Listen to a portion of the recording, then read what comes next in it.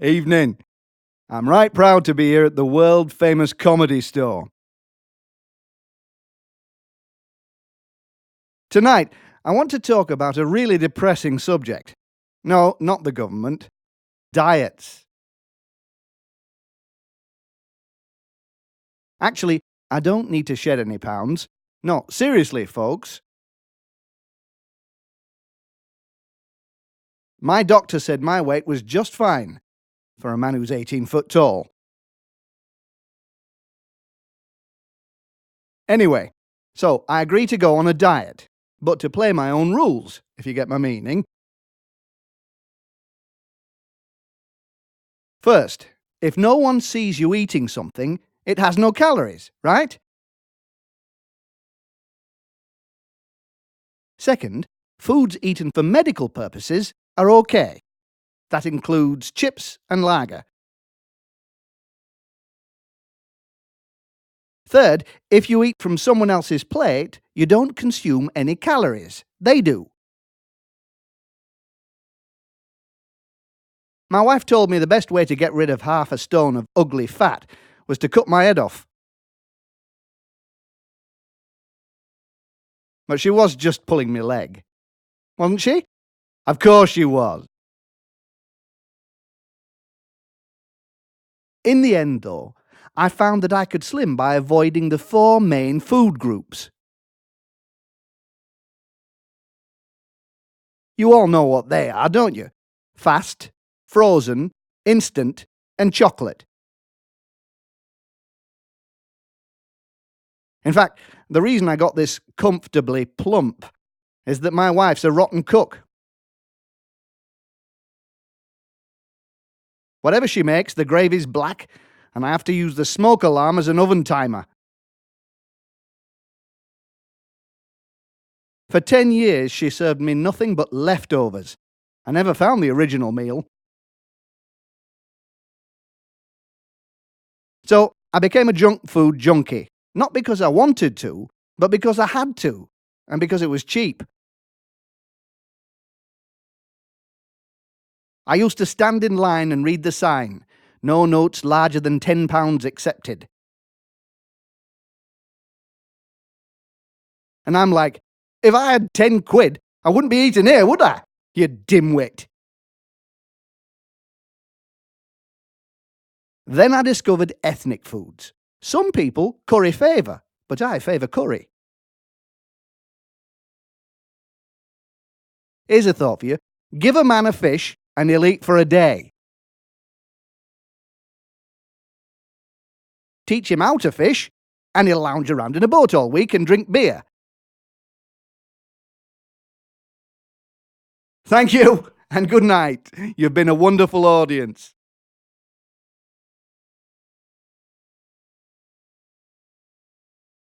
Exercise. Translate.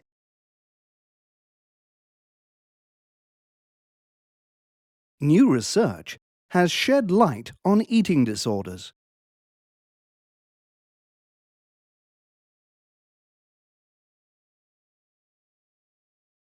Even if you don't believe the story, they do.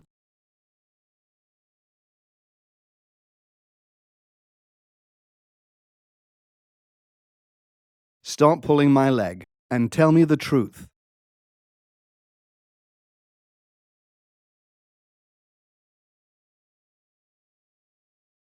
I mustn't be late for dinner, or there'll be nothing left over.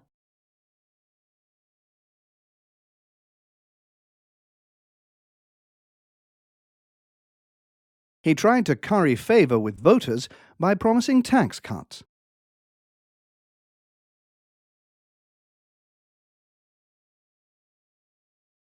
"31st lesson.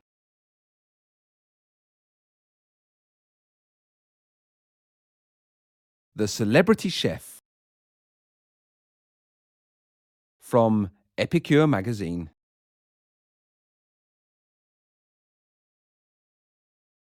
James Rhodes, a leading light in the hospitality industry, has been hailed as the most exciting chef of his generation.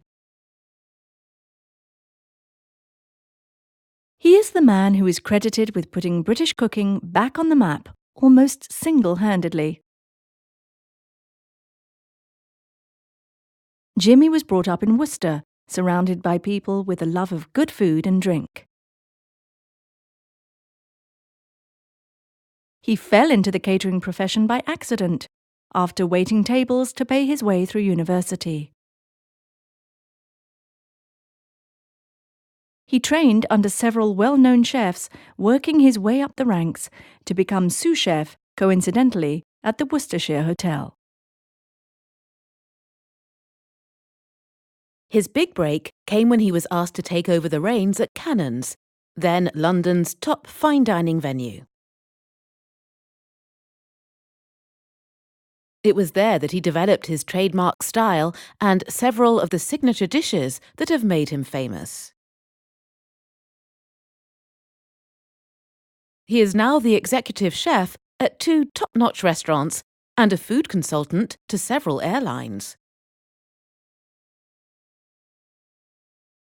Epicure caught up with him between 2 services at his latest venture, Jimmy on the Strand.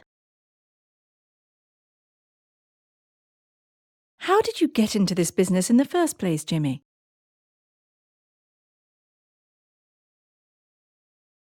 Pure fluke, really. I was basically a meat and 2 veg man until I got to know Rick David, who took me on as a pot washer.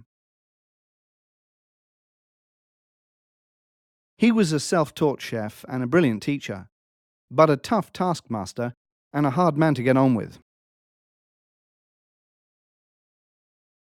One time, I was sitting in the back of the kitchen on my day off, sipping a nice cuppa, when a huge crash followed by a tinkling of broken glass announced David's arrival. He'd thrown an empty tray straight through a window. His eyes were popping out of his head, and a few wisps of grey hair were peeping out from under his toque. Why the hell has no one peeled the spuds? He yelled at me. And why aren't the stoves on?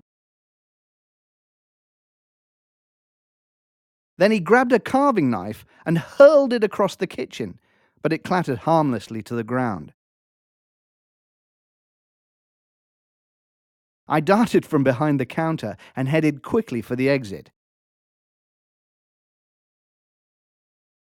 The door inched open, and one of the cleaners sidled into the kitchen. He gaped at the scene, and then his mouth twitched into a smile. "But, Chef, today's Sunday, and we're closed today," he chuckled. Like I say, brilliant, but a bit of a nutter.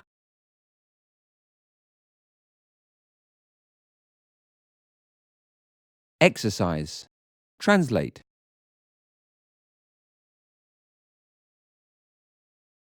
She's credited with putting British cooking back on the map all by herself.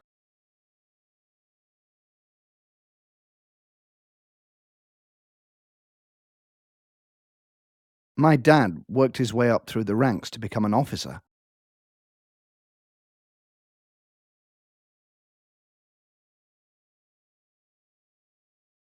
Steve was born in Worcester and, by pure fluke, ended up working at the Worcestershire Hotel.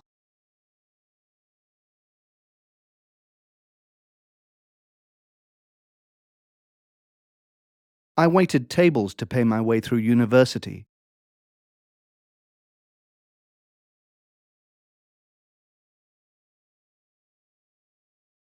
He got his big break when he was asked to compose the music for John Ford's first film.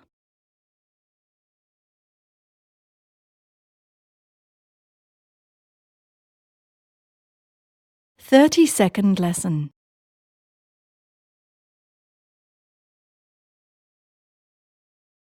A side order of sarcasm.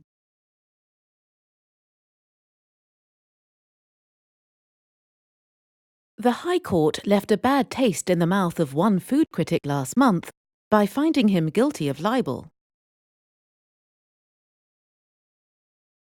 Jay Craddock had written a damning review of a local eating place, so the owner sued him for loss of earnings. Should a reviewer be free to say what he or she pleases?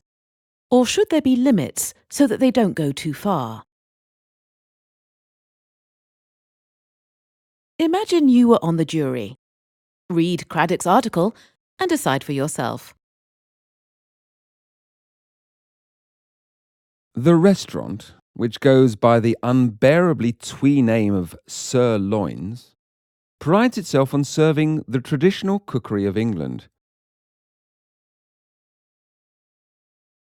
If you eat there, and I can't think why you would, you will understand why our nation's favourite dish is chicken tikka masala. It's not that the food is bad. It's truly, ridiculously, mind-bogglingly, gut-churningly awful.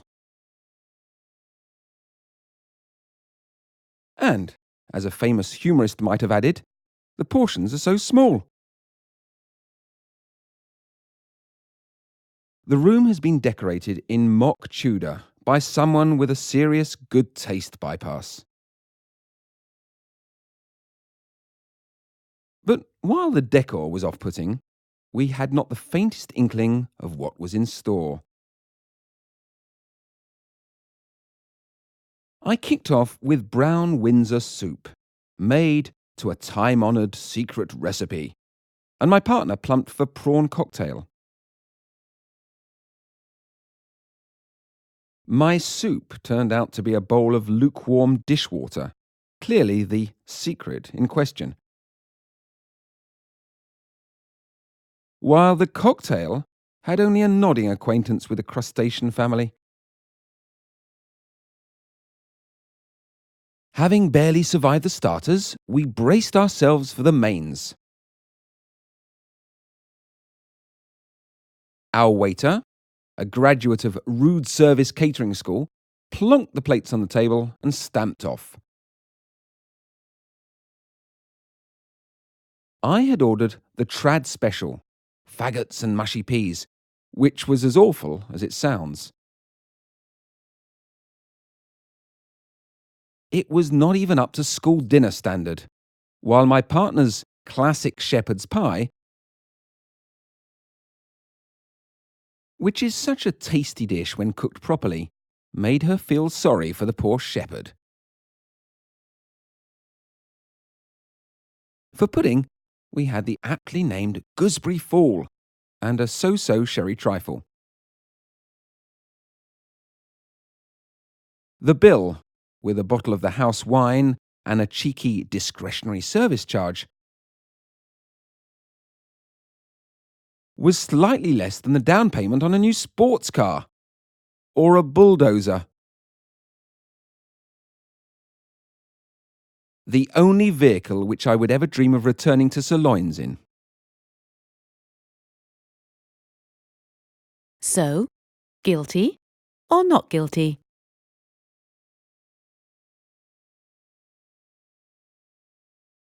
Exercise. Translate.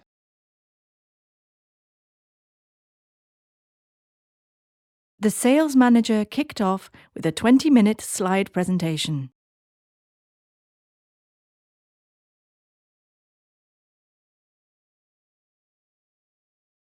What's in store for us next week?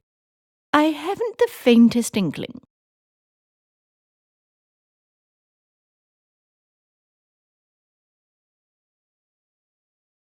The food was so-so, but it was the decor that really put me off.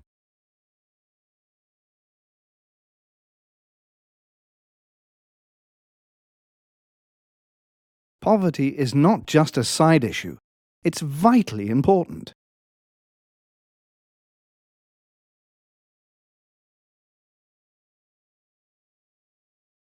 We don't really know one another.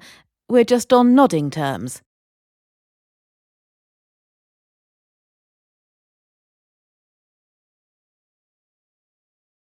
Thirty-third lesson.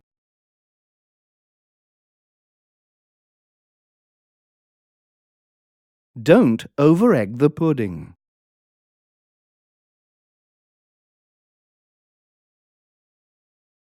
So common are food-related idioms in English that an inexperienced writer can give the reader indigestion. Many journalists think it is as easy as pie to use food-related idioms indiscriminately. But they end up eating humble pie when their editor gives them a dressing down. Take the cautionary tale of a government official humiliated by a corruption scandal, who finally confessed everything in an autobiography that made him rich and famous. Health Minister Peter Hay was a bad apple, living on the gravy train and keeping a finger in many pies. With a huge salary and an expense account, he didn't have to bring home the bacon.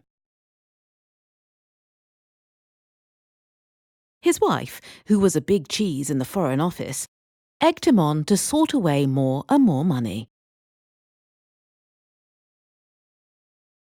Even though she was as nutty as a fruitcake, she was the apple of his eye, so he did not dare say no.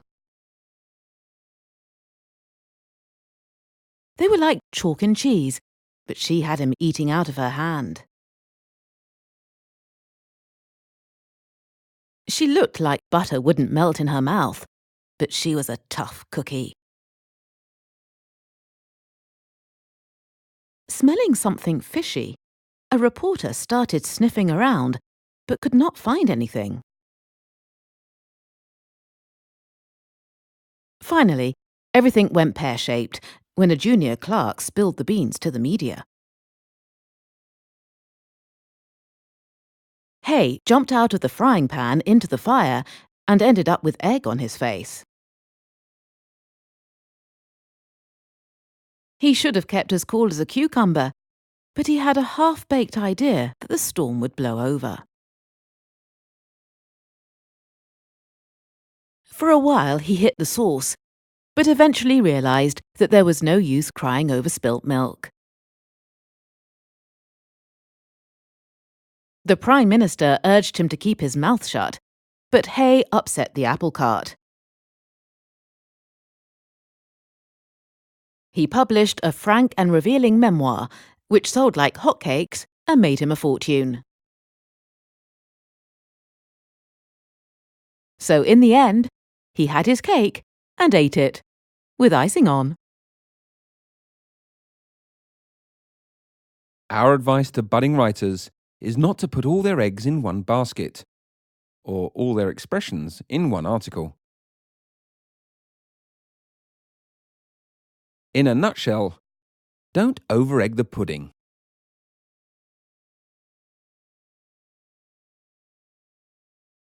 Exercise. Translate.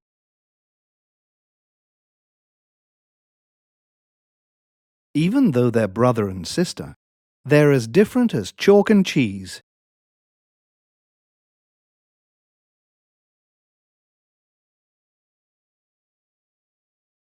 He was the apple of her eye. Yes, a bad apple.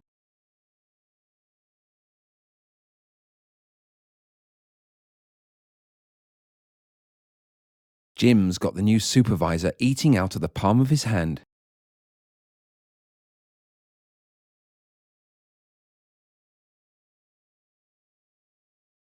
When the bank refused to give us a loan, everything went pear-shaped.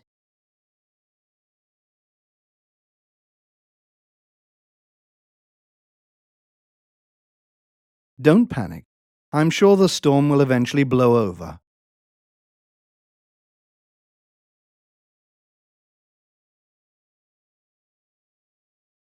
Thirty-fourth lesson.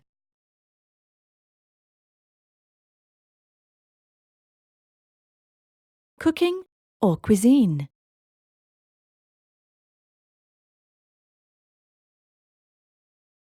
I just met Tom, and I gather he's coming round for dinner tomorrow night. Is that right? Yes, I said I'd invite him one day, so I did. What's wrong with that? He's such a bore. Listening to his stories is like watching paint dry, only not so much fun. I grant you he's not the world's greatest conversationalist, but he's a nice enough guy. Anyway, what's done is done. Now I've got to think up a menu. Also, he's a damn food snob. Everything has to be line caught, pan fried, and drizzled with olive oil. I can just hear him now. That chocolate cake is to die for. Your apple crumble is so Moorish. Can't stand that kind of talk. It's one of my pet peeves. Don't be so crabby. He's coming for dinner, and that's that. In that case, I'll give you the bill of fare. Let's start with something wholesome, shall we? A hearty winter soup, followed by oven-baked sea bass with sun-ripened vegetables. For dessert, we'll have toothsome organic ice cream made with free-range eggs. And to top it off, cellar-ripened cheese and bakery-fresh bread. For crying out loud, why can't we just have food rather than cuisine? Okay, I give up. You win. I'll just make baked beans on toast followed by jelly and custard. I'm serious. You can't beat plain, unfussy food like beef or pork, none of your fancy sauces, and a bottle of plonk. You have a point, I must admit. But I'd really like to serve something special. How about herb-infused loin of grass-reared Angus with a savoury jus and crispy northern waffle? What's that, for heaven's sake?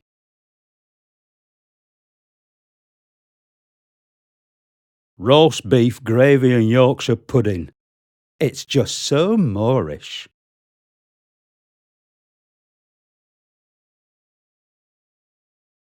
Exercise. Translate.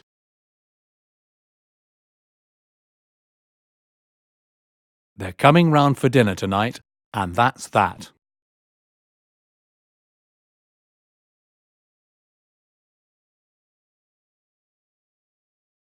I gather from your CV that you have experience in marketing.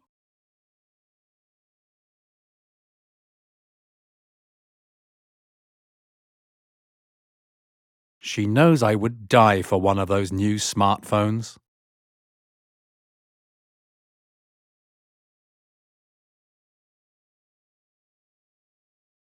Complex decisions are standard fare at senior management level.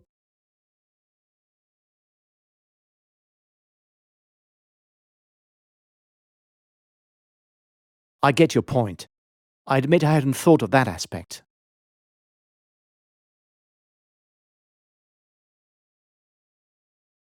35th lesson.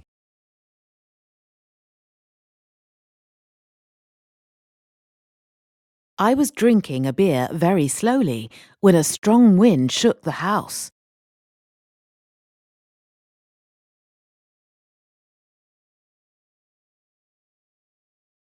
The roof tiles fell noisily to the floor.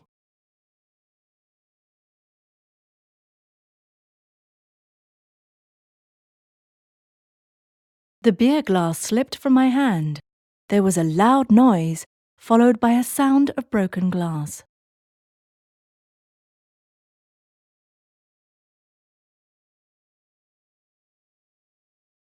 I quickly seized a sponge and wiped the floor.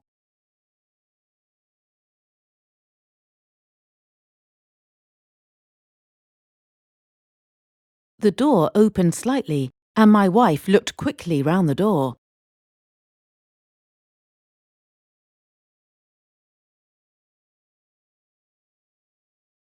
She looked at the broken glass with astonishment.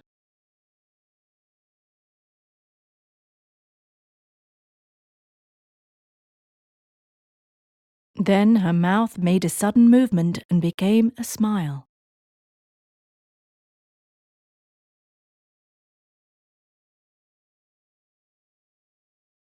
What a strong wind! Must be a hurricane.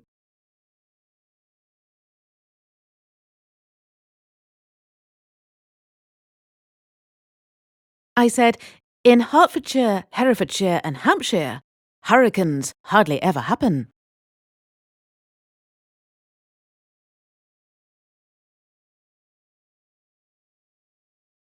Although Worcestershire, Leicestershire, Lincolnshire and Warwickshire are riskier.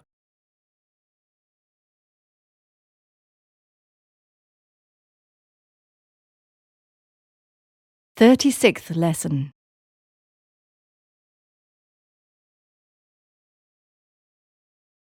Work.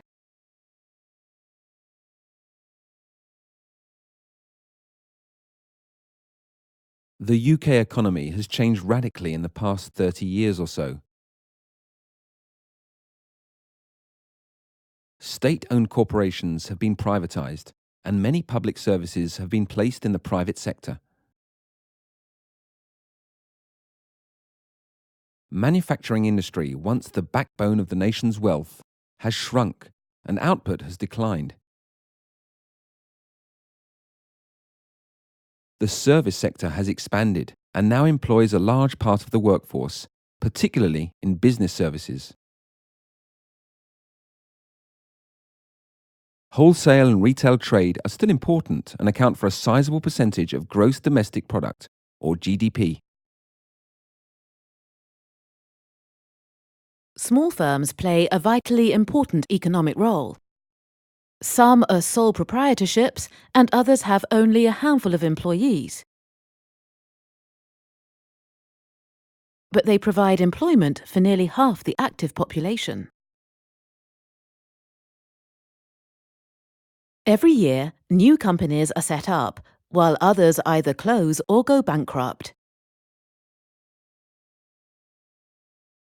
Fortunately, large corporate failures are rare, but it is increasingly hard to survive in today's globalized economy. New activities, especially high-tech industries, are thriving in some areas of the country, creating exciting, cutting-edge products that are often world-class. Of course, some people prefer to opt out of the corporate rat race. They work for themselves or for not-for-profit organizations. There are also those who are unable to find work, the jobless. Unemployment is a major challenge for all economies, and governments try to tackle it in various ways. With a combination of benefits, training, and job incentive schemes. Some unemployed people prefer to rely on their wits to get work. The personnel manager of a large catering firm called a new employee into his office. "What's the meaning of this?" she demanded. "On your CV, you said you had 10 years' experience. But I've just found out that this is the first job you've ever had. Explain yourself." It's true, he replied. But in your ad, you said you were looking for someone with lots of imagination.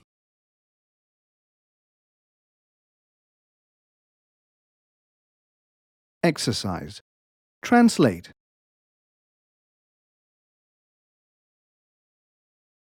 She opted out of the rat race by going to work for a not-for-profit organization.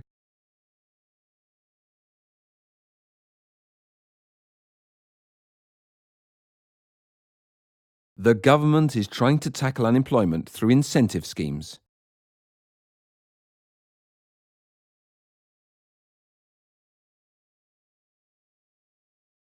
She works for a large state-owned catering firm.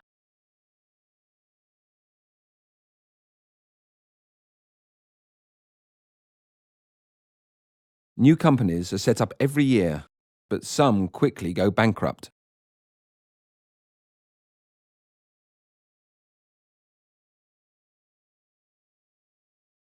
She's just found out that this is my first job.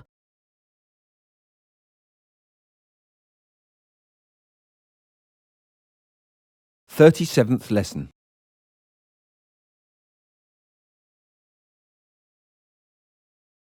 The Big Deal. From Newsnight on the BBC.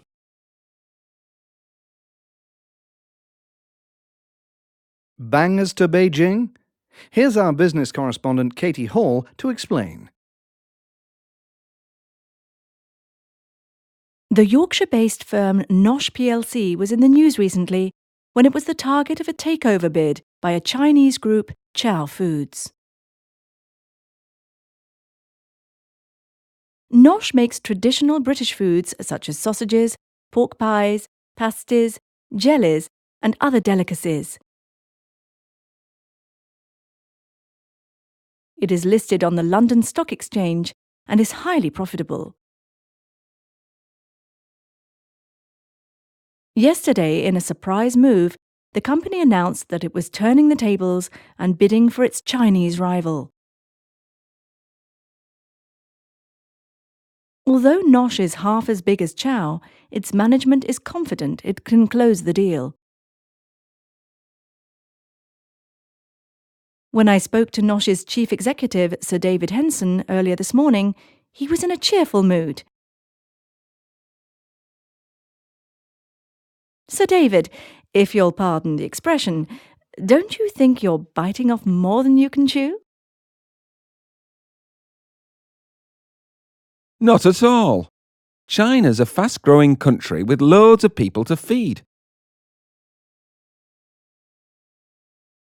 It's got a growing middle class who are taking an interest in travel and foreign foods. I reckon we'll be able to sell our products with no problem at all. People will think they're exotic.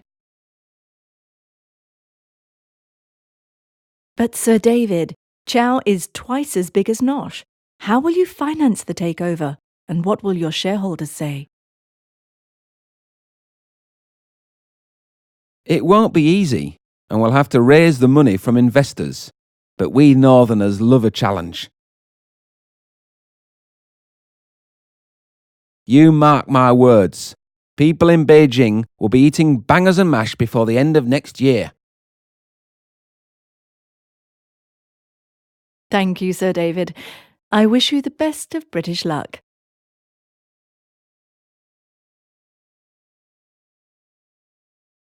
Exercise. Translate.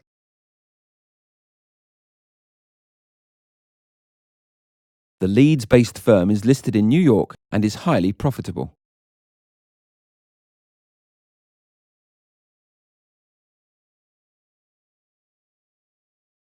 I reckon it'll cost £3,000, maybe more.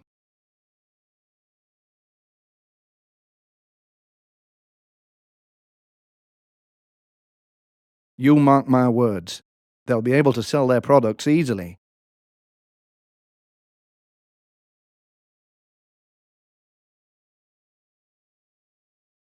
When I talked to her, she was in a cheerful mood.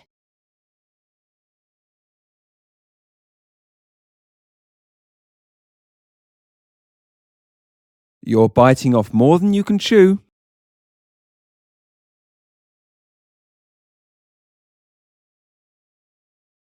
"38th lesson.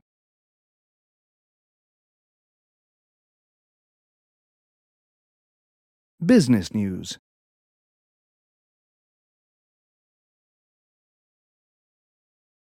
The value of shares in London ended higher after heavy trading just before the close.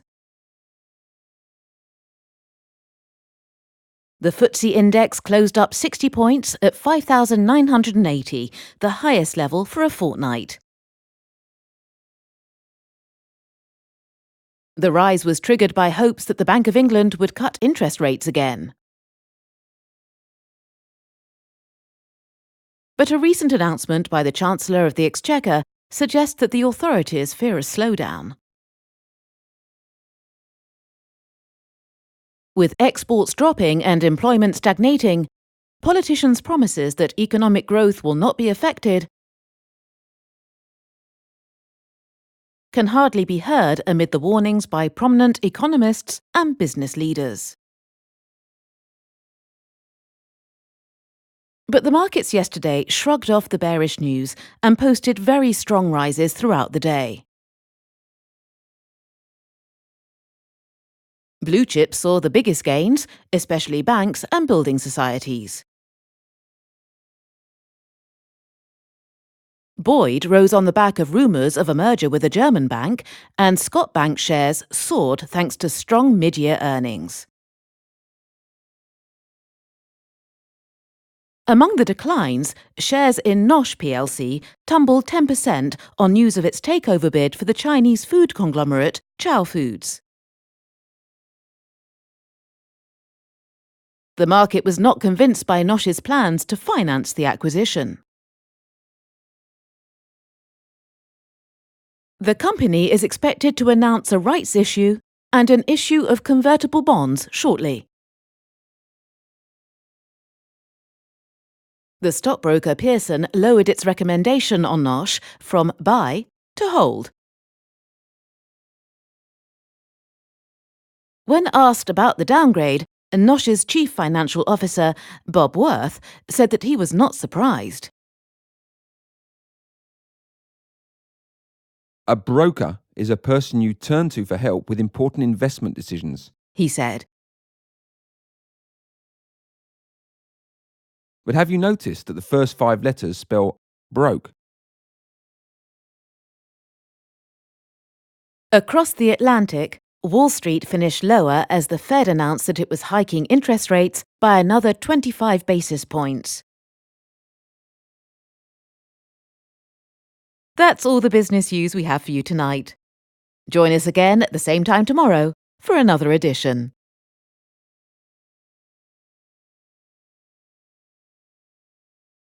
Exercise. Translate.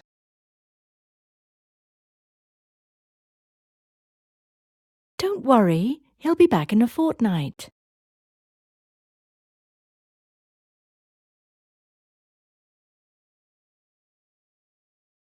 The value of shares ended lower after heavy trading on Wall Street.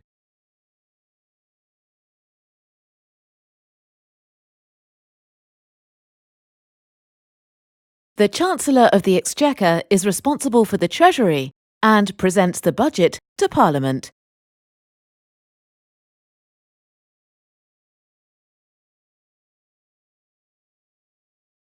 My computer is broken, but I can't replace it because I'm broke.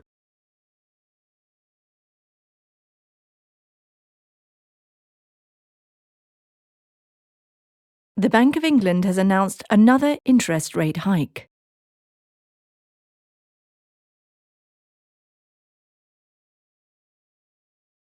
39th lesson.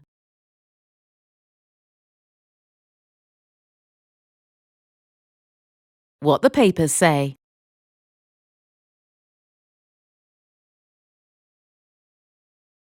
Let's look at the press coverage of the Nosh deal.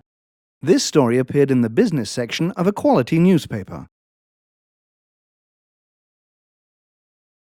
Nosh plc yesterday unveiled plans to make a tender offer for China's Chow Foods. The company, based in Keighley, Yorkshire, had been looking for an opportunity to expand overseas for some time. Said CEO Sir David Henson, "We feel this is a great chance for us to raise the international profile of British food. What's more, I'm sure the deal will create value for our shareholders.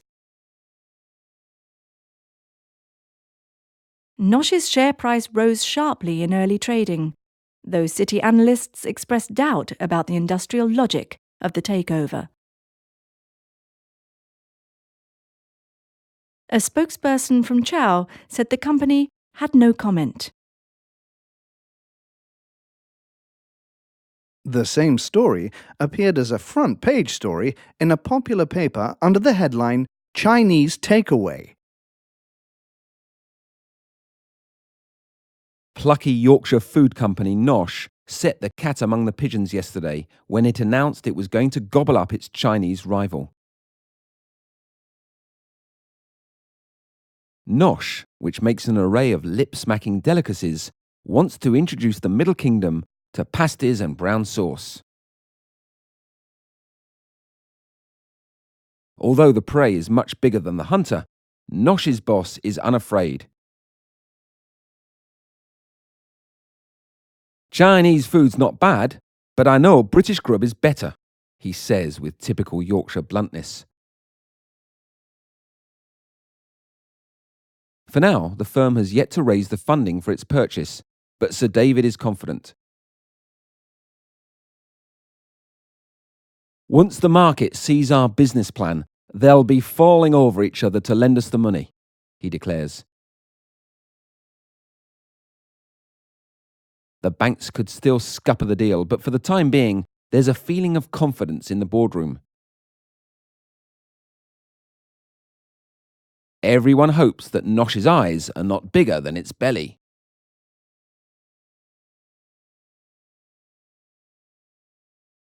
Exercise. Translate.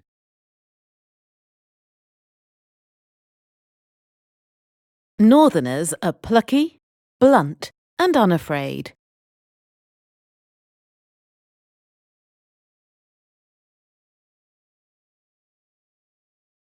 The firm is famous for its lip-smacking array of British delicacies.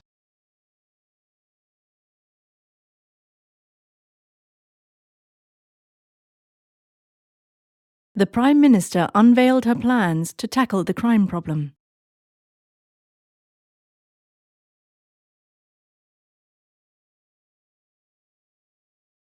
Despite confidence in the boardroom, the bank scuppered the deal.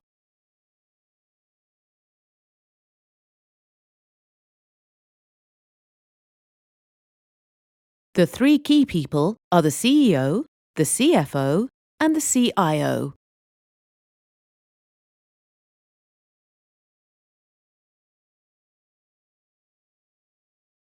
Fortieth lesson.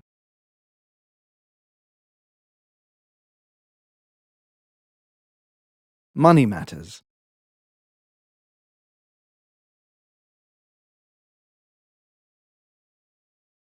I've just been over last quarter's figures with the accountants, and they tell me we'll have to tighten our belts next year. Our turnover's up 3.5%, and our return on equity is stable, but our overheads have also increased. They've risen 4.25%.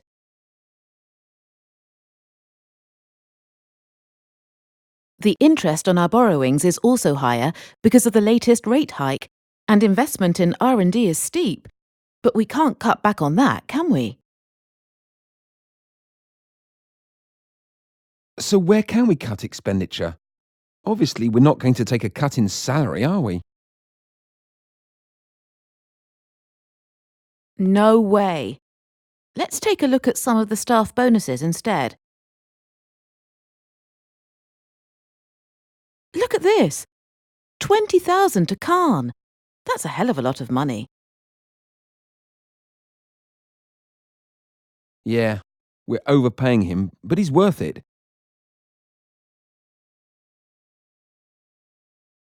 Anyway, he's the project manager on the RX-214, and look how successful that's been. You think so? Have a look at the figures. A 0.4% increase in sales. Not exactly what you'd call record-breaking, is it? And what about this? 900 to Wilson. I agree. Money's tight, so we'll just have to be less generous. This used to be a family business, but now we're in a multi-billion-dollar industry and every penny counts. When I started the firm, I was broke. I went to the bank to ask for a loan, and they turned me down. When I left the building, I found a quid lying on the ground, and I used it to buy an apple. I sold that apple at a profit and bought 2 more, which I then sold for twice the price I'd paid for them. I could have gone into the apple business, but then my uncle died shortly after, and he left me 10 million. Yeah, you were born with a silver spoon in your mouth.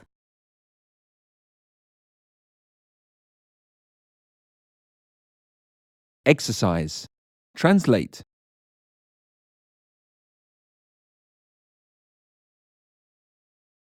Look how successful the project has been.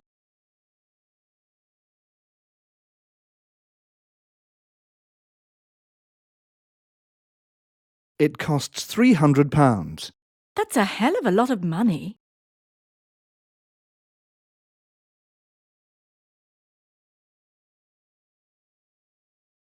You'll have to tighten your belts next year.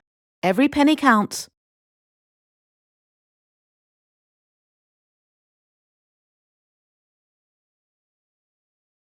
We went over the figures carefully, but we didn't find any mistakes.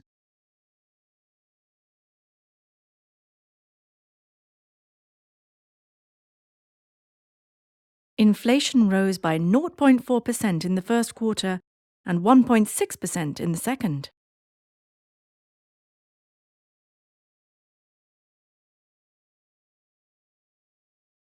"41st lesson.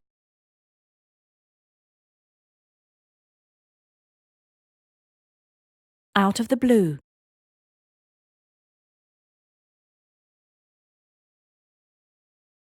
Hey, Dave, what's up? You look down in the dumps. Someone died or something? No, worse than that. I got fired this morning, right out of the blue. Oh, you poor thing. Tell me what happened. You weren't rude to the boss, were you? No, nothing like that. I got called into the head of personnel's office just after 9. I didn't know what to expect. She said the company had had a bad year and that they needed to downsize. So even though I was brilliant and they loved me and so forth, they were letting me go. She told me to clear my desk and be out of the building by noon. They don't beat about the bush, do they?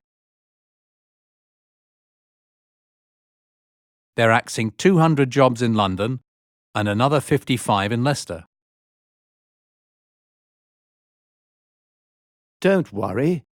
Someone with your skills will have no problem finding another job.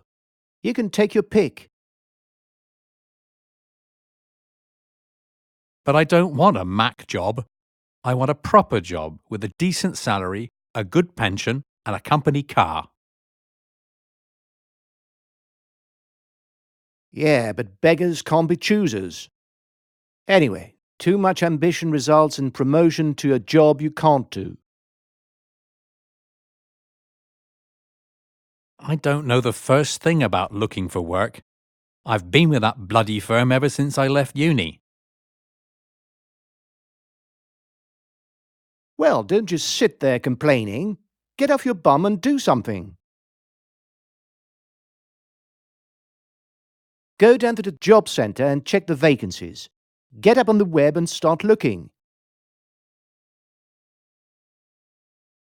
And don't forget to network. You've got so many contacts in the business that someone is bound to know about an opening somewhere. Hi there. What's up with Dave? He seems to be in a black mood. He got fired this morning, so be nice to him, okay?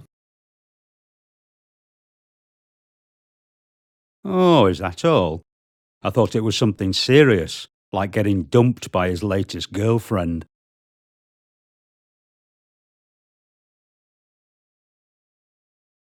Exercise. Translate.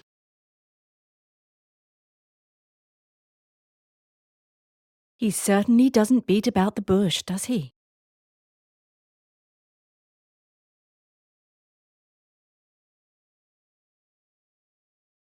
You need to network with as many people as possible.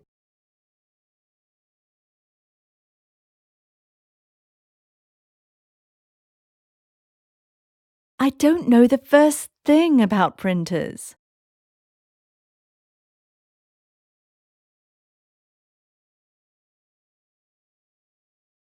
He said they had had a bad year and needed to downsize.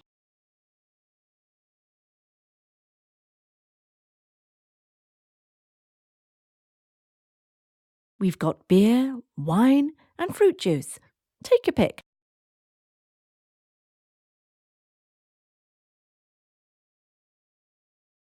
"40-second lesson.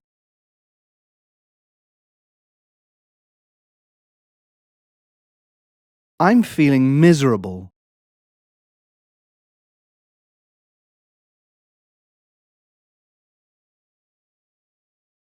I have no money at all, and I really will have to reduce my expenditure this year.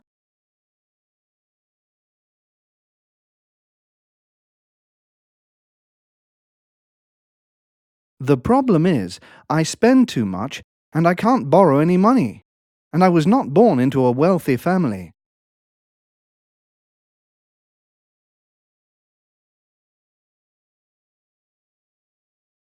My friends aren't exactly making an enthusiastic effort to lend to me.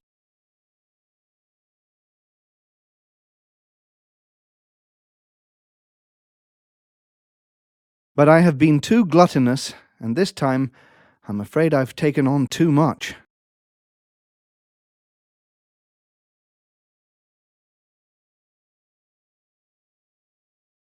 So I'll have to borrow from a bank. People with no alternative cannot be selective.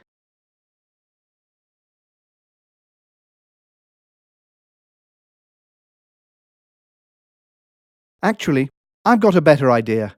I'll leave this competitive society.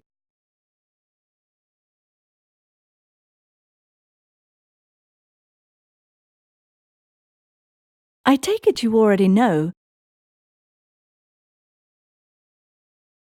of rough and bow and cough and dough. And though you'll never use a plough or trough, you'll find that English can be quite tough. So that's enough, for now.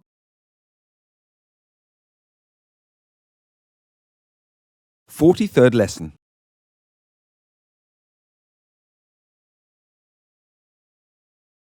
True or false? Parliamentary facts and trivia.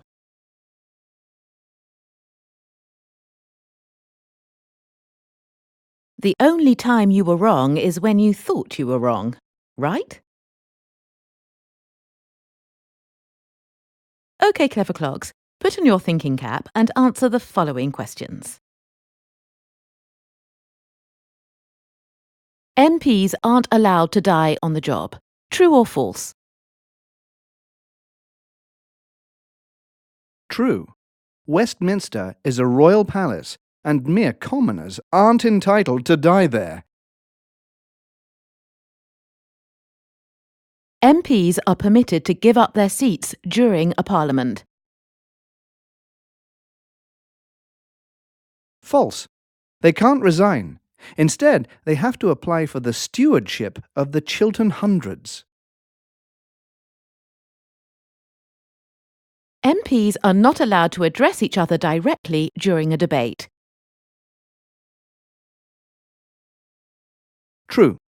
They have to go through the chair and catch the Speaker's eye. The door of the House of Commons is slammed in the monarch's face on the first day of a parliament. True and false. It is true that the King or Queen is not allowed to enter the Commons chamber. But the door is actually slammed on a senior official of the House of Lords called Black Rod. He then hammers on the door with a staff and invites the MPs to come to the other place. The reigning sovereign has the power to refuse to sign a bill into law. Technically true, but the royal assent is actually a formal stage of the lawmaking process. The leader of the House of Lords sits on a solid silver throne. False. The Lord Speaker sits on a big wool-stuffed cushion called the woolsack. If MPs do not obey their party's instructions, they are whipped. False. A whip is a member of Parliament whose job is to maintain party discipline, but they generally use less brutal methods. The British Parliament is the oldest representative assembly in the world. False. That honour goes to the Isle of Man, but Westminster is known as the Mother of Parliaments.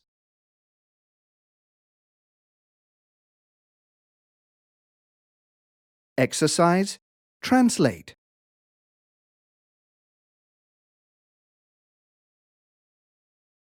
You're an MP, right? Right.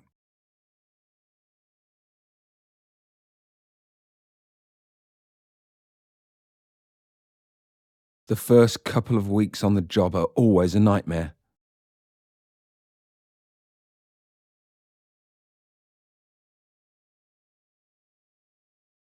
The new logo is really eye-catching, and it cost a mere $2,000.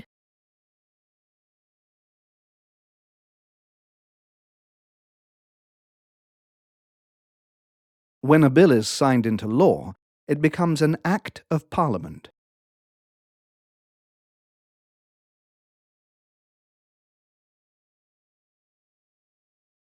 All I said was hello, and she slammed the door in my face. You are divorced, remember?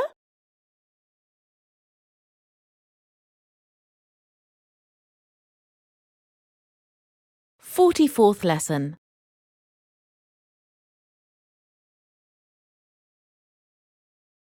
A Prime Minister remembers.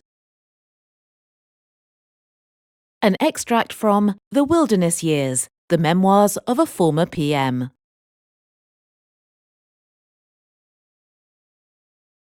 After Prime Minister Mary Wilmot stepped down, the party leadership was up for grabs, and I intended to grab it. I had long been in a political wilderness, because I had stood as a stalking horse against Wilmot in the previous elections. It was the old story about giving a dog a bad name, but I didn't care. I really wanted to make my mark on the party, so I did a little fence mending, and some arm twisting too. Of course, the whips tried to warn me off, but their threats cut no ice with me. I pulled a few strings here and there and persuaded a couple of the party's rising stars to back me. I knew I was not the front-runner. Steve May was the golden boy, and the pundits had already written me off.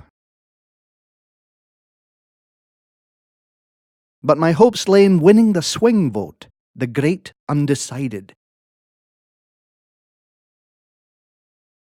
You see, I wanted root and branch reform, which was something we badly needed at the time. Corruption was the elephant in the living room.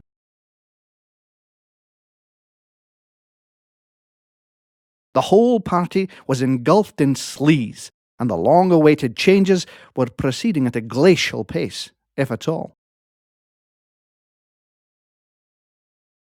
True, Wilmot had once appointed a reform czar, but her initiatives soon fell by the wayside.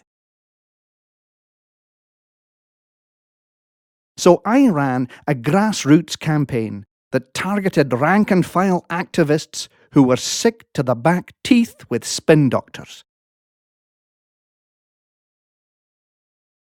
No more smoke-filled rooms, I promised. No more gerrymandering, filibusters, or underhand tricks. No more baby kissing, blarney, or pie in the sky.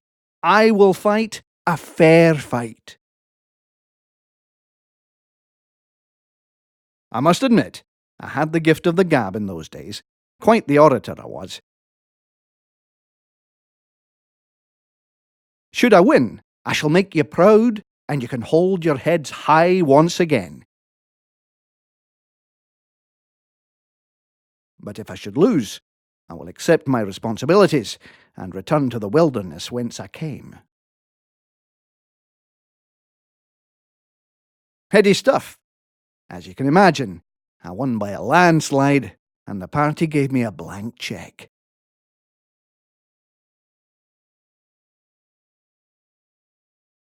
Exercise. Translate.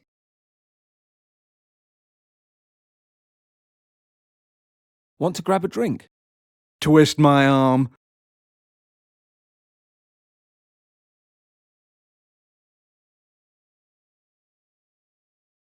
I'm fed up to the back teeth with the entire party leadership.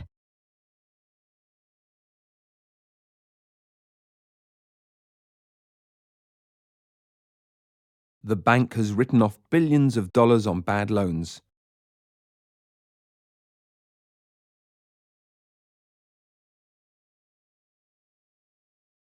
I hardly see my children anymore, if at all.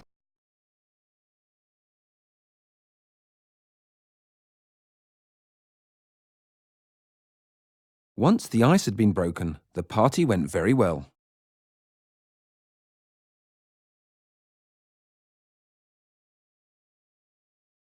45th lesson.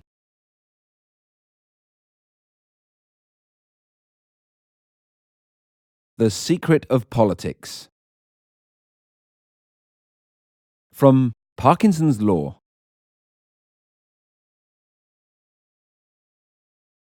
We are all familiar with the basic difference between English and continental parliamentary institutions. We all realise that this main difference has nothing to do with national temperament, but stems from their seating plans. The British, being brought up on team games, enter their House of Commons in the spirit of those who would rather be doing something else. If they cannot be playing golf or tennis, they can at least pretend that politics is a game with very similar rules. But for this, Parliament would arouse even less interest than it does. So the British instinct is to form two opposing teams with referee and linesmen and let them debate until they exhaust themselves. The House of Commons is so arranged that the individual member is practically compelled to take one side or the other before he knows what the arguments are, or even, in some cases, before he knows the subject of the dispute.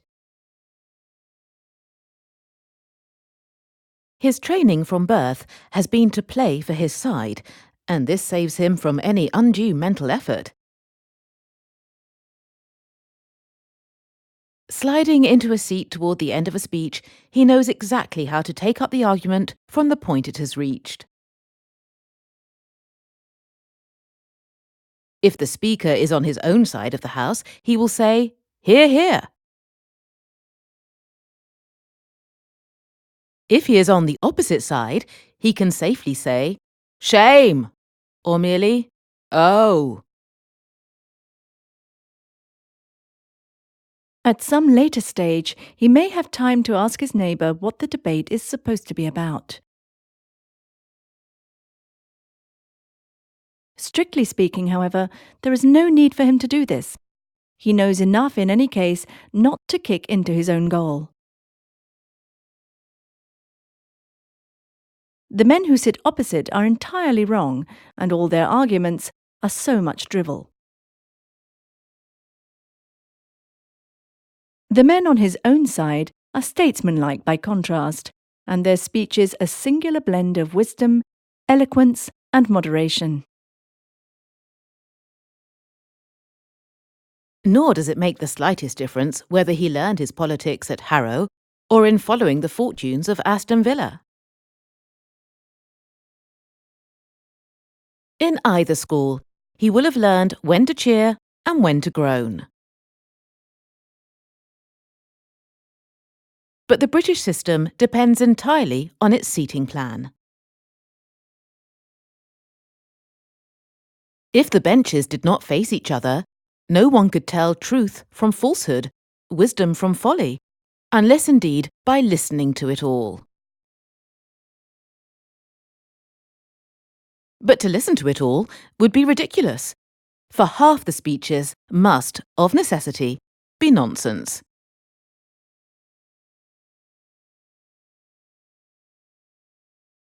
Exercise. Translate.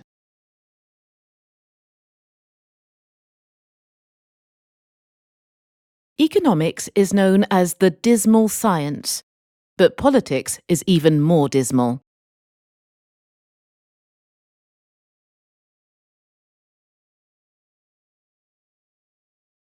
The government was unable to stem sharply rising unemployment.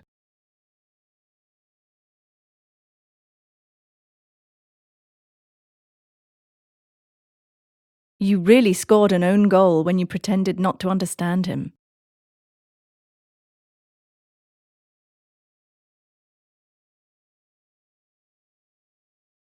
His speech was just drivel.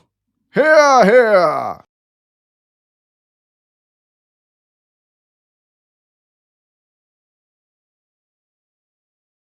There's no need for you to do this exercise. Wouldn't you rather be doing something else?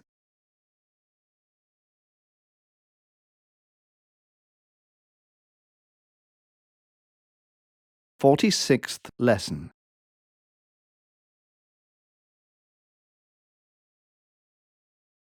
Cut and thrust.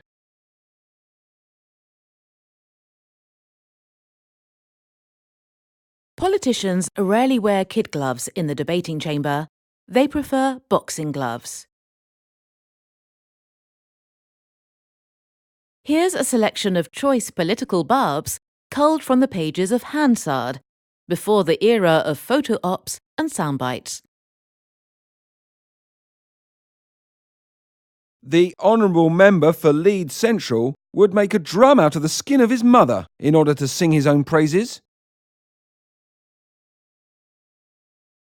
He's a modest little man with much to be modest about, and there's less to him than meets the eye. I would remind the right honourable gentleman that while it is a fine thing to be honest, it's also important to be right, a fact he tends to overlook in favour of snide remarks. In actual fact, being criticised by him is like being savaged by a dead sheep. If I may pursue the animal metaphor, he's a sheep in wolf's clothing. In a debate, he's forever poised between a cliché and an indiscretion. And in cabinet, he's worth his weight in brass, as my honourable friends on this side of the house can confirm. He has sat on the fence so long that the iron has entered his soul. They say he'll be Prime Minister one day, and one day will certainly be enough.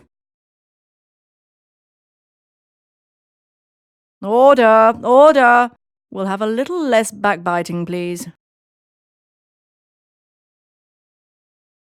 If you were to ask his colleagues on the back bench, they would tell you that he prefers stabbing to biting. But let's get down to brass tacks and discuss the basic issues, shall we?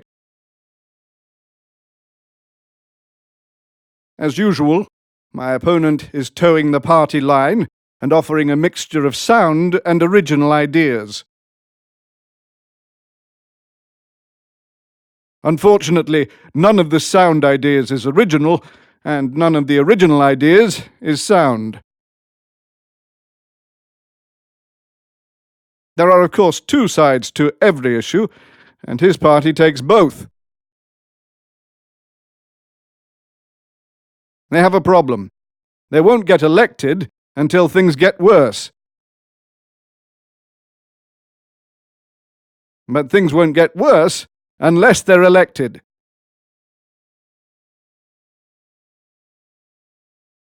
Madam Speaker, I beg to move that this House adjourn to next Wednesday.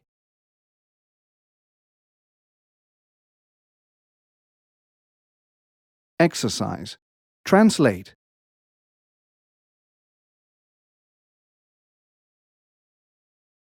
Good business analysts are worth their weight in gold.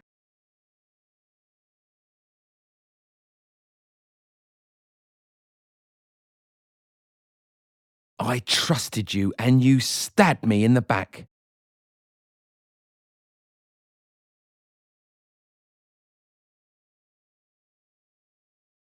I beg your pardon? Could you say that again?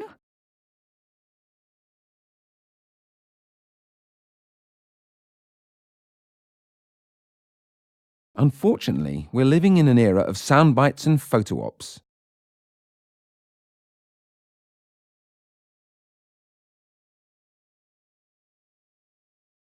This is a delicate affair that needs to be handled with kid gloves.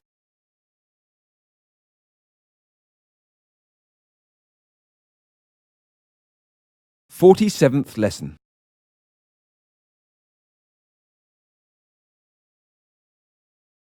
Oratory.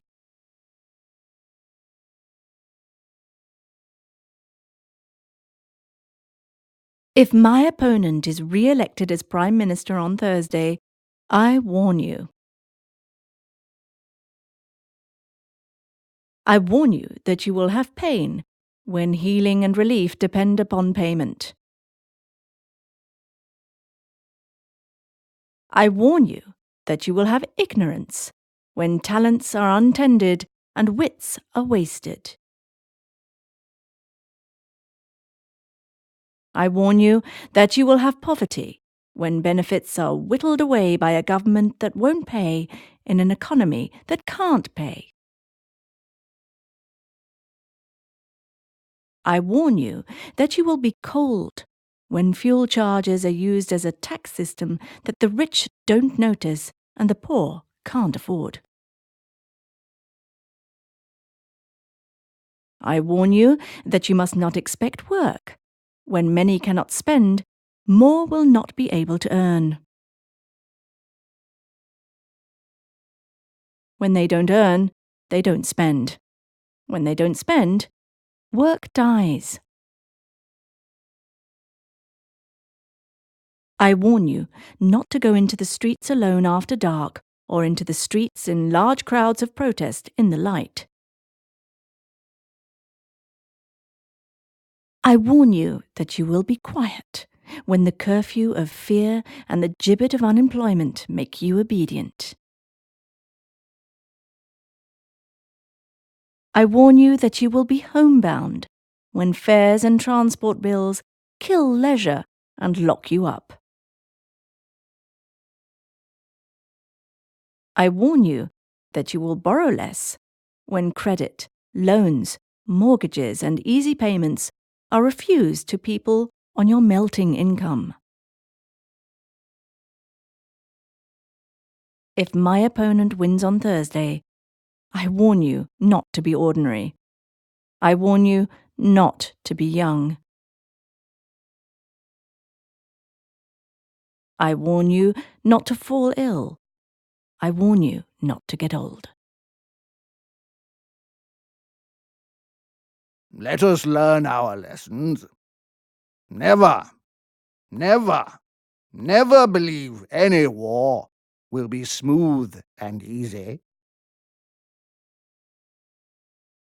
or that anyone who embarks on that strange voyage can measure the tides and hurricanes he will encounter. The statesman who yields to war fever must realize that once the signal is given, he is no longer the master of policy, but the slave of unforeseeable and uncontrollable events. Weak, incompetent, or arrogant commanders, untrustworthy allies, hostile neutrals, malignant fortune, ugly surprises, awful miscalculations, all take their seat at the council board on the morrow of a declaration of war. Always remember, however sure you are that you can easily win, that there would not be a war if the other man did not think that he also had a chance.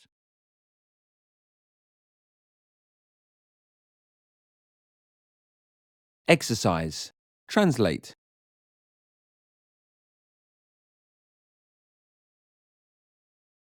She hasn't heard from her son for a month and she's at her wit's end.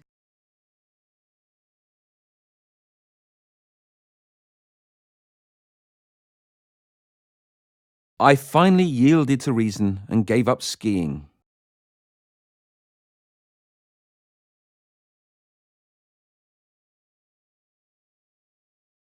However you choose to contact them, they'll give you a quick response.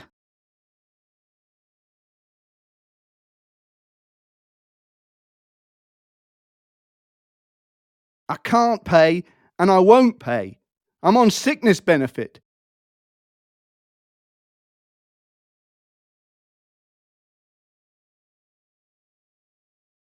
When will you get back to me?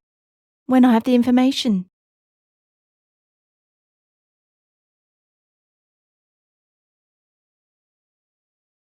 "48th lesson.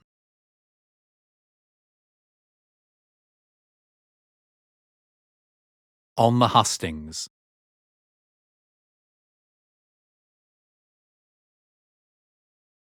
I'm the Alternative Party candidate for the Borough Council elections. May I come in for a chat? By all means. Go through into the front room and meet my flatmates. I'm standing so that we can have a say in who runs our city, and your vote really counts. My party, which I joined 2 years ago, wants to lower taxes and cut back spending on education and healthcare. Forget it. A policy like that hasn't got a snowball's chance in hell of being adopted. But the party that I represent will put more money back into your pocket and let you choose how to spend it. You'll have noticed that Tory activists are thin on the ground because they reckon they've got this thing sewn up. Borough elections are usually fought on local issues like rubbish collection, street lighting, and what have you.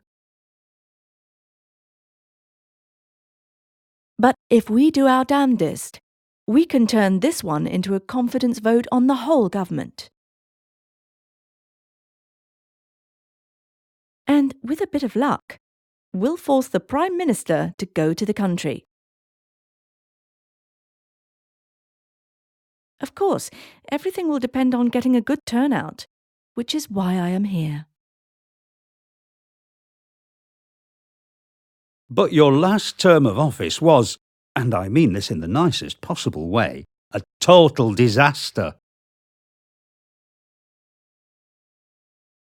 Hang on, that's unfair.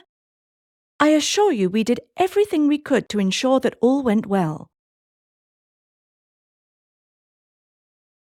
But it was the bureaucracy that was our undoing. We got tied up in Westminster red tape. You're missing the point. Your lot had your chance and you blew it. End of story. If you don't mind my saying so, I think you're making a mountain out of a molehill. I'll admit we had a few setbacks, but all in all, we didn't do too badly. No offence intended, but you're like all politicians. Someone who promises to build a bridge even when there's no river. Whatever makes you say such a thing? I think I'd better leave, don't you?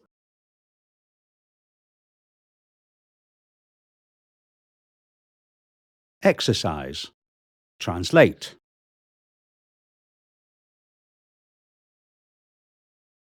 The bankers thought that the deal was sewed up, but they were badly mistaken.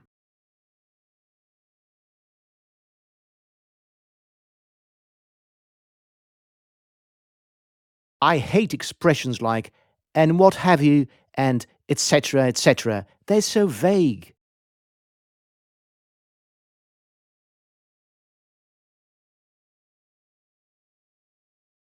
The embarrassingly low levels of voter turnout are a cause of concern.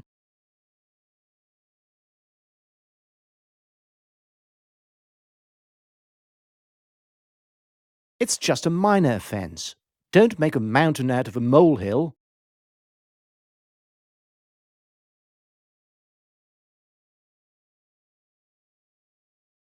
Forget it. She hasn't got a snowball's chance of being elected president.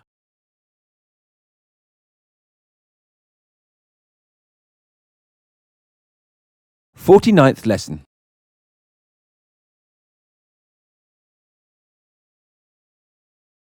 The job was available, but Wilson's supporters were not very numerous.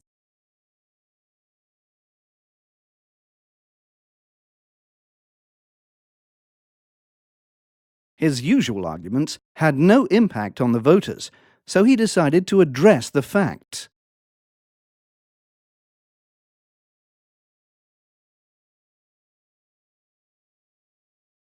But he had been refusing to take decisions too long.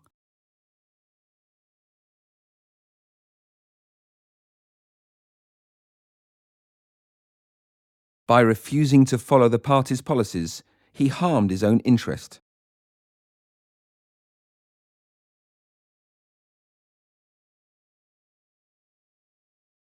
He should have treated his colleagues delicately, but he ignored the whip's advice.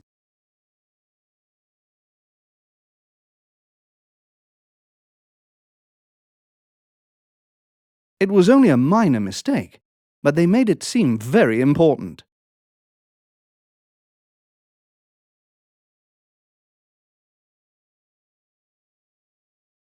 So Wilson returned to the wilderness of the backbenches, where he quickly became exasperated with politics.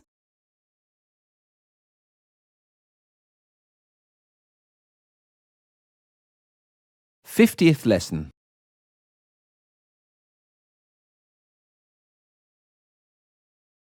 Art versus sport. From our arts correspondent.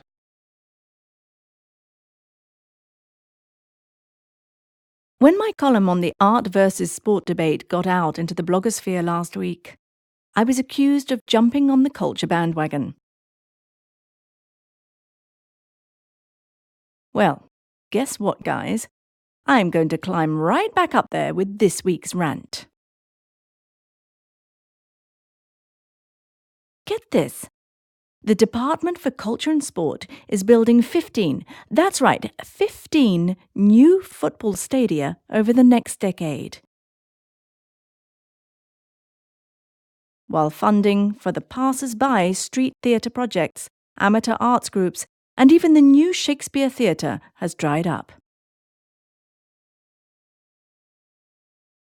So what, you might ask? The beautiful game earns billions for the nation in ticket sales, rights sales, and sundry other sales. And you've got a point. There's no getting away from it.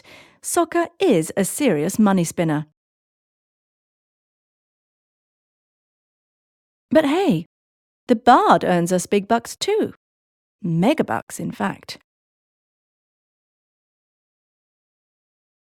The turnover of the Shakespeare industry is a cool 20 billion a year. Not to be sneezed at, eh? What I'm getting at is that this blessed plot of earth needs bandstands just as much as it needs grandstands, if not more so.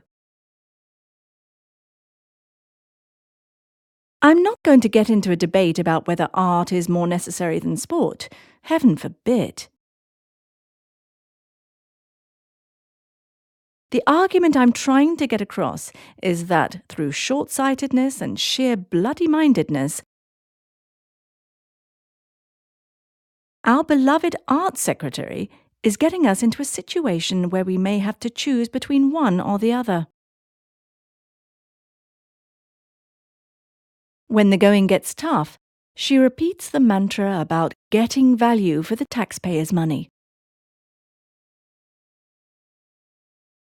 Obviously, we can get by without another orchestra, another dance troupe, or even another rock band. Anyway, most of today's top bands are billion-dollar multinational companies. But that's neither here nor there. A healthy society needs to strike a balance between the two cultures. It's not as if half the country likes soccer, the other half likes the proms, and never the twain shall meet. The big problem, truth be told, is getting the money to the right place at the right time. As the old saying goes, art for art's sake, but money for heaven's sake.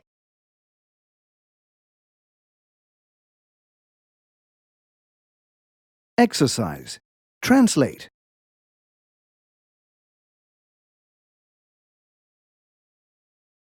The students all shouted, "Blessed be our beloved and learned professor."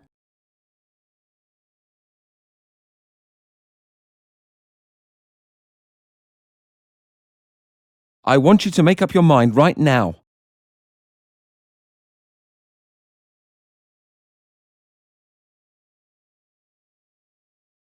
God forbid that anything should happen to them while I'm away.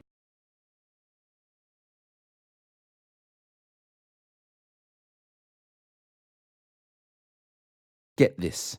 He gets by on just 300 quid a month. So what?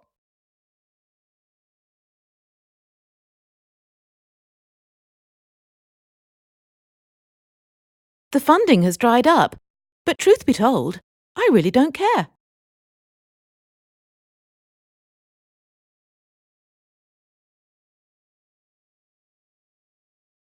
"51st lesson.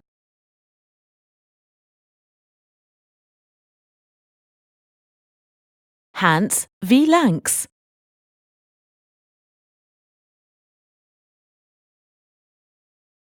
The two teams are coming out onto the pitch for this gripping match between the top two county sides.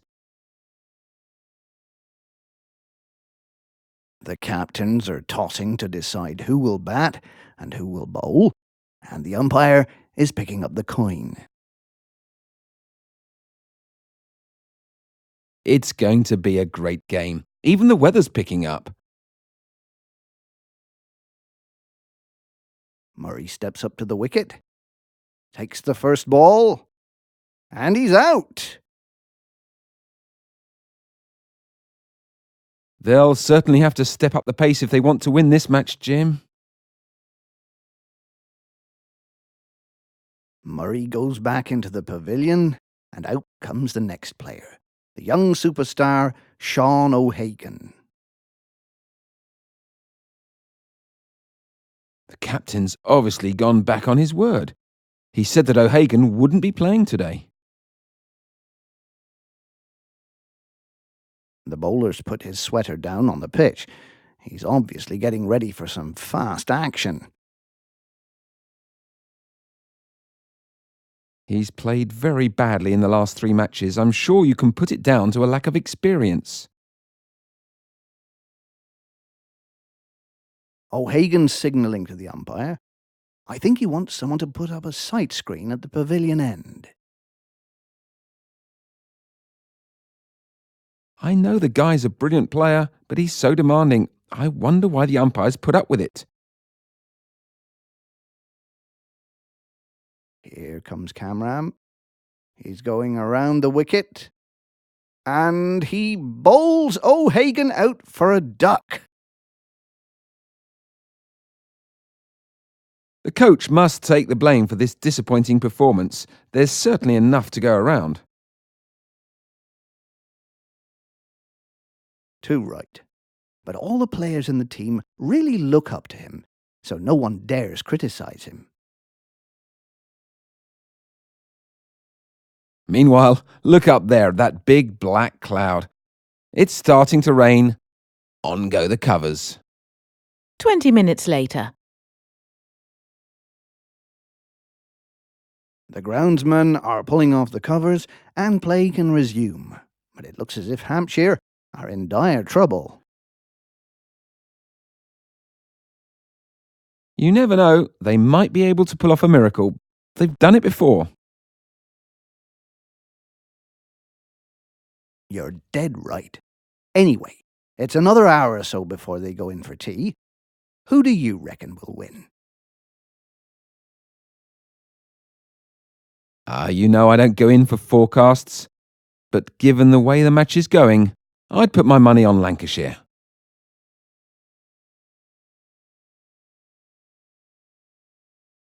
Exercise. Translate.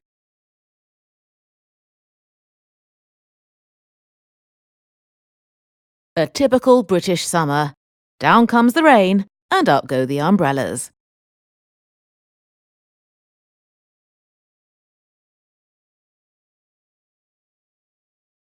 He's trying for the world record. Do you think he can pull it off?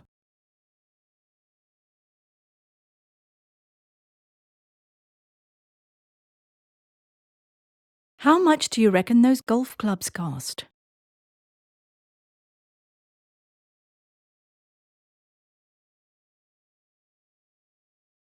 We've got nowhere to go. Could you put us up for a few days?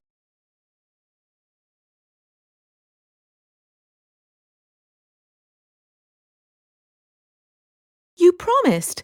You can't go back on your word now.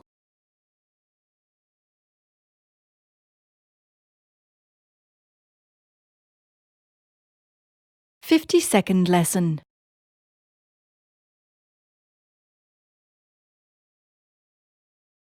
It's not cricket.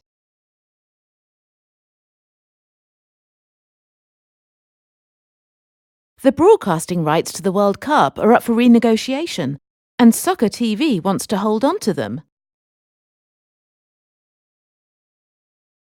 But it's not going to be plain sailing all the way.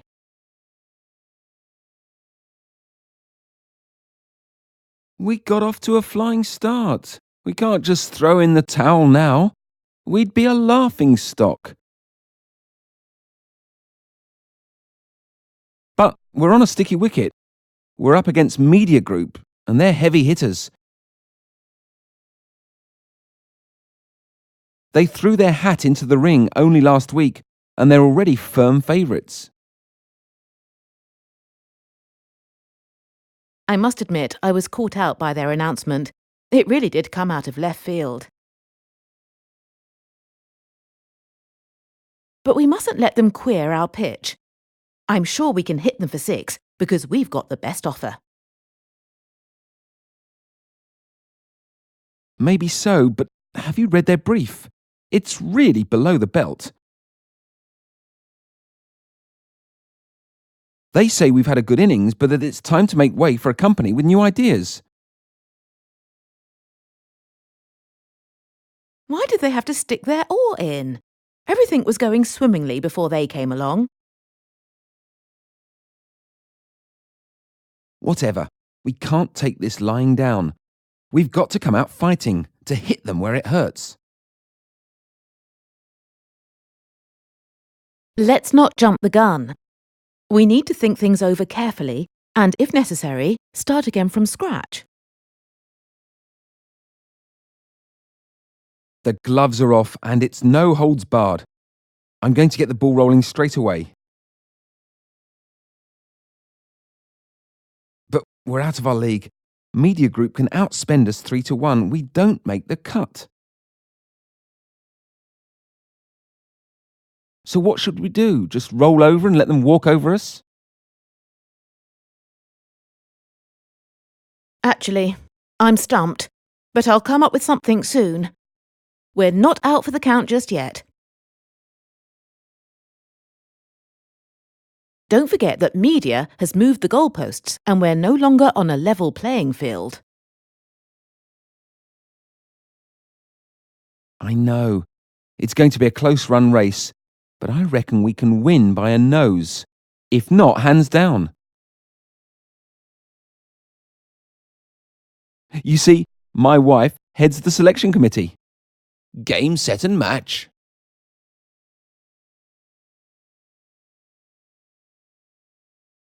Exercise. Translate.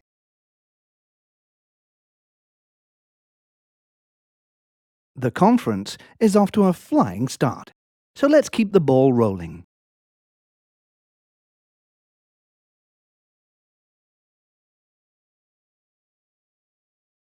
I know I'm on a losing wicket, but I'm going to try anyway.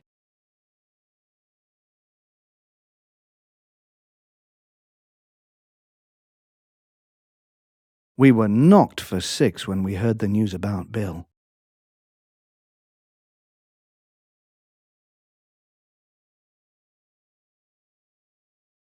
I know he's had a good innings, but that was a below-the-belt remark.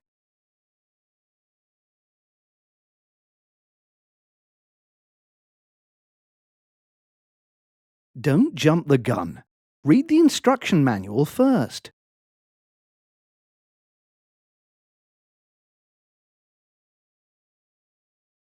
53rd lesson.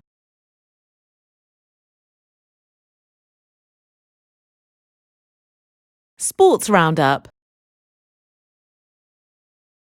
Hosted by Stella Davis.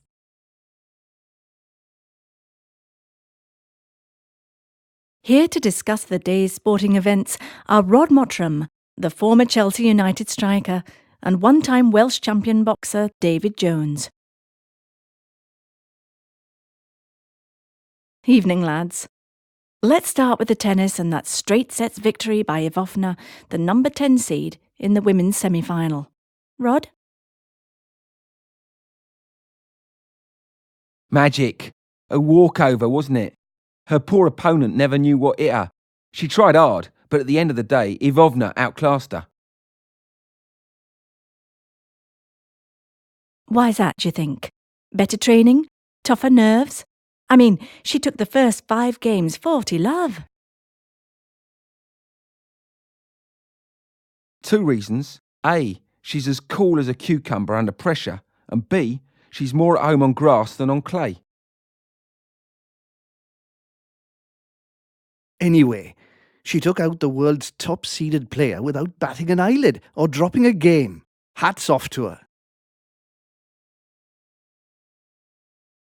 Today was full of upsets.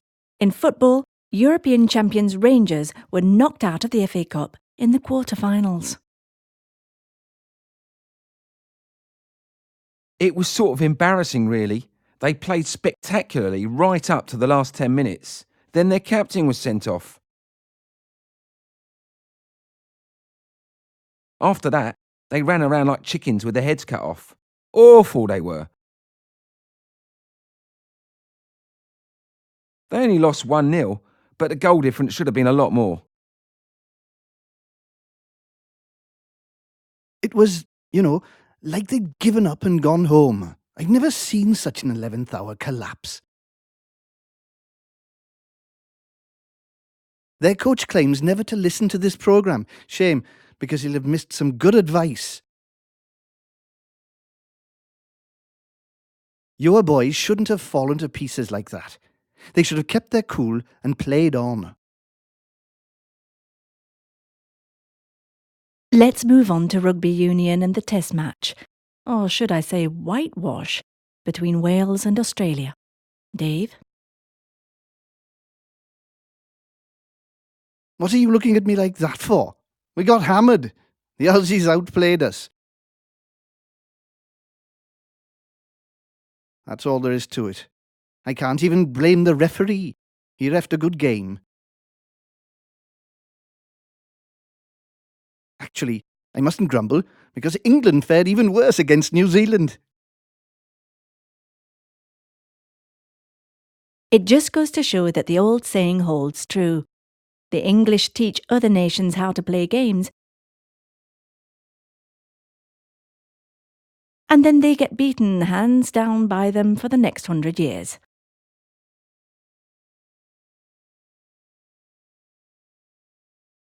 Exercise. Translate.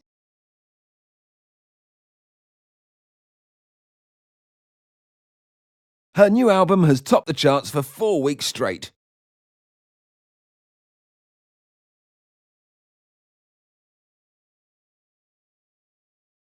Morning. Great match, wasn't it? Brilliant it was.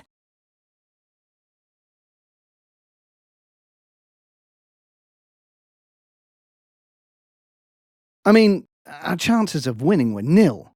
But at the end of the day, you mustn't grumble.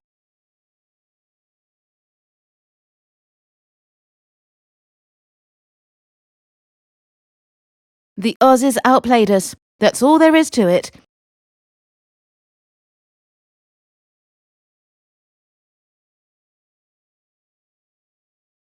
Don't buy the new X phone. A, it's expensive, and B, it's complicated to use.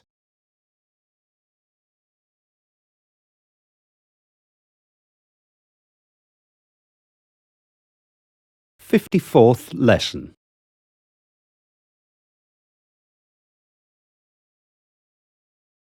The critics.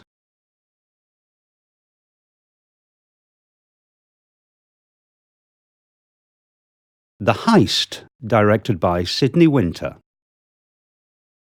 This riveting thriller, helmed by Sidney Winter, proves that the 70-year-old is at the top of his game. Two brothers are plotting a heist, but their fail-safe plan goes wrong from the outset. And they wind up fleeing not only the cops, but also their irate partners. The final shootout in a disused warehouse in downtown LA is a real nail-biter. If you want a quality crime caper, then this one's for you. Highly recommended.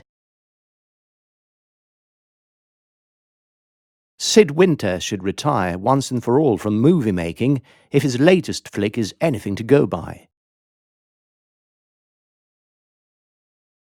Poorly plotted, hammily acted, and just plain boring, the veteran director has clearly lost his edge.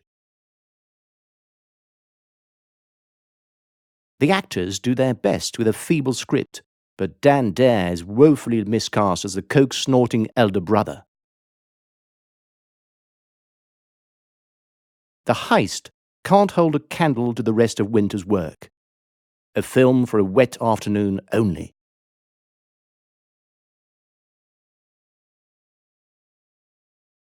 Get a Life, directed by Sally Gallagher. A romantic comedy that's also shrewd and funny is a rare animal indeed in today's blockbuster-oriented movie industry. But Get a Life is just that. It is also a triumphant return to form for Gallagher after a string of flops, and proves that she's no slouch when it comes to directing comedy, even slapstick. Heading the all-star cast is Mary Angel, surely one of the most talented actors in the business. In her role as a wisecracking private eye, she's being hotly tipped for an Academy Award. The sleeper of the year, Get a Life, has already taken $50 million at the American box office. See it. This excruciatingly unfunny film is so dismal that it makes the director's previous films look like masterpieces. To add insult to injury, the actual film runs for only 1 hour, with 10 minutes of credits at the end. But for a scene-stealing cameo from Liv Ullmann as the clumsy maitre d', the cast is wooden and lifeless. Even the photography is substandard. The movie looks as though it has been shot through a greasy lens. This is the kind of film that gives the genre a bad name, and me a bad headache.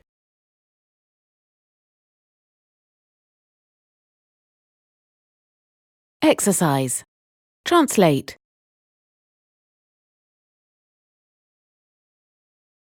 What I like about Sydney is that he's always cracking jokes.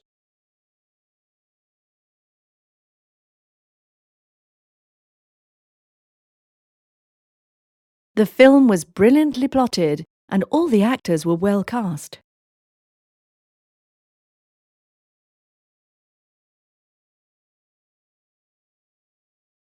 The company has a real edge over its competitors in terms of price.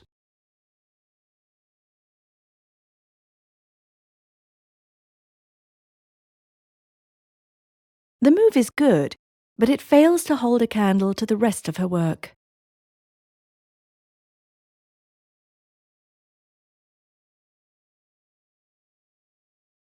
He's tipped to win an Academy Award for his riveting performance as a veteran cop.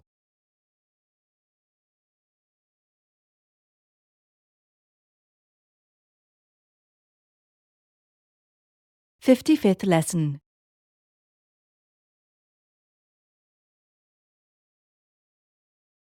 Frankly, I don't give a damn.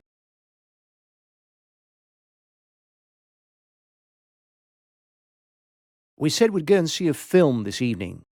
Toss me the listings guide and let's see what's on. Do we really have to go out? I could do with a bit of peace and quiet. The multiplex round the corner is showing 2 movies I really want to see: The Heist and Get a Life. Which would you prefer, a gangster picture or something more light-hearted? I really don't care one way or the other. Either is fine with me. I heard them both reviewed on The Critics. Philip Gall said the new Sydney Winter was gripping and he really recommended it. It's got an all-star cast with that up-and-coming Indian actor. The one who was in that Cops and Robbers show on TV? He's appalling. He's got 2 expressions, puzzled and indigestion. Who else is in it? Did you hear me? I asked who else is in it. You're like a bear with a sore head. Would you rather we didn't go out? I really couldn't care less. What did Gall say about the other film? He said that it's shrewd and funny. But I know you're not into rom-coms. There's always the new Torrentino. I heard it was nothing to write home about. He's become bitter and twisted in his old age. That new documentary has got rave reviews. It's about the breakdown of law and order and the pros and cons of private militias. I've told you time and again that I'm sick and tired of these doom and gloom stories. I wouldn't go and see that kind of thing come hell or high water. It's the kind of film they show on planes and prisons because the audience can't get out. I get the message loud and clear. Every time I suggest a film, you rant and rave. When it comes to the movies, we're like chalk and cheese.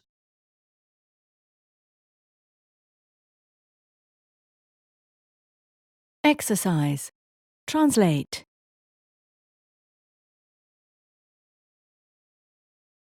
You'd better weigh up the pros and cons before making a decision.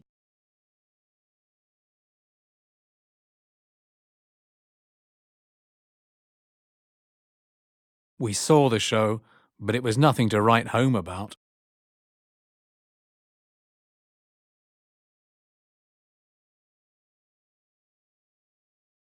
What's up with Ali? He's like a bear with a sore head this morning.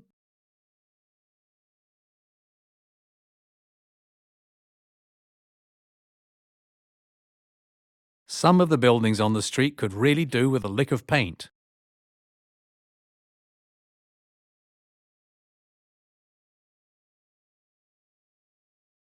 I don't care one way or the other. Either will do.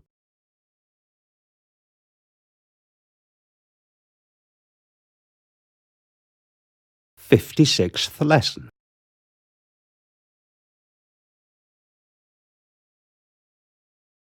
I'm sick and tired of the hustle and bustle of London. I need some peace and quiet. All those comings and goings, with people rushing hither and thither from dawn to dusk.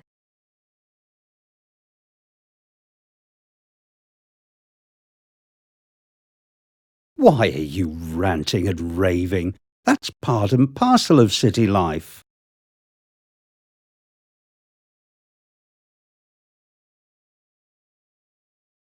I want a neat and tidy house in the country where everything is spick and span.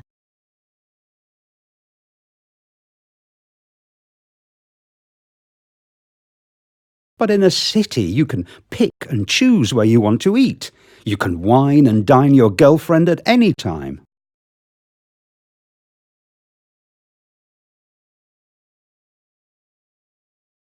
But I can't stand the wear and tear on my nerves. And city people are so rude.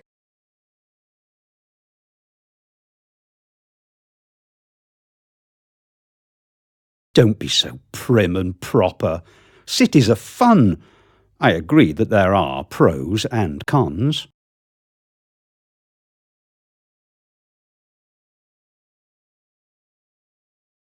Too right.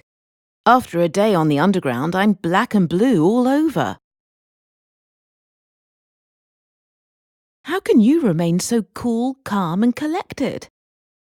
You and I are like chalk and cheese.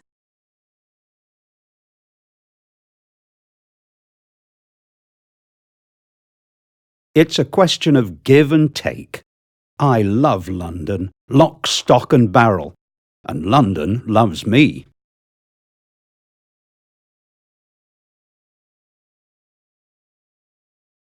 57th lesson.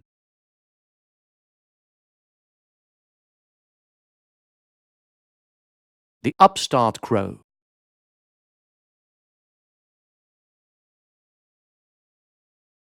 I didn't sleep a wink last night worrying about Ethan. I haven't seen him for ages. What the dickens has happened to him? He seems to have melted into thin air. It seems he had an argument with his wife, and she sent him packing. More in sorrow than in anger, mind you, but what's done is done. Ethan used to think the world was his oyster. A brave new world, he once said. He'd go off on a wild goose chase, then come back and eat her out of house and home. But he was living in a fool's paradise, and it was high time he lived up to his responsibilities. What about his girlfriend, Layla? She was a tower of strength to him. What's become of her? She broke off with him. He'd been playing fast and loose, and she had had enough. Ethan begged her to take him back, told her what a hard life he'd had. He laid it on with a trowel. But she wouldn't budge an inch. Good riddance, she said. That left him in a pickle, I can tell you.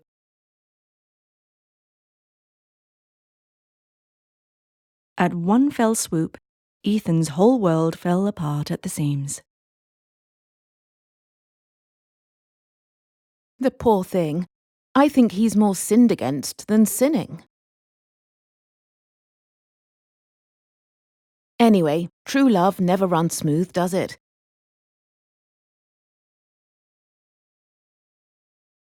You believe that? More fool you. For goodness sake, don't feel sorry for him.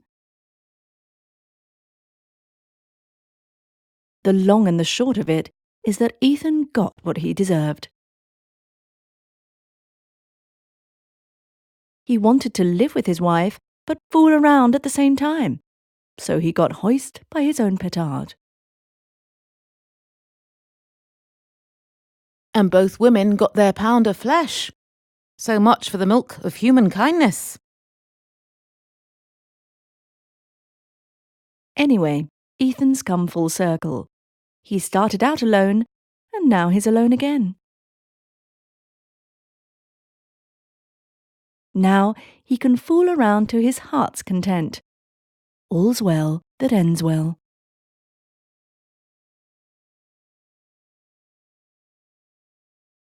Exercise. Translate.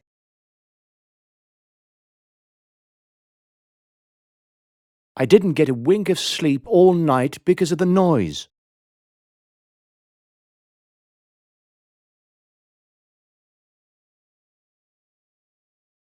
Why the hell are you sending me on a wild goose chase?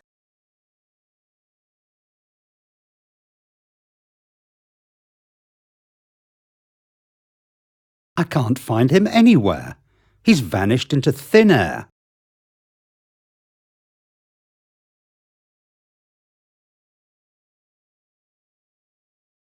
She eats us out of house and home every time she comes back for the holidays.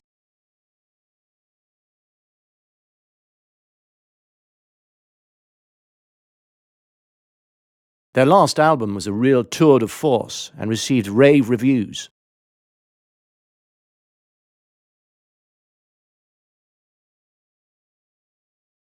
58th lesson.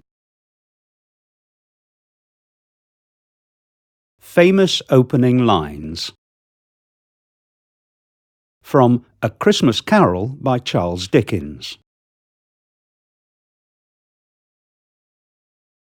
Marley was dead, to begin with. There is no doubt whatever about that. The register of his burial was signed by the clergyman, the clerk, the undertaker, and the chief mourner.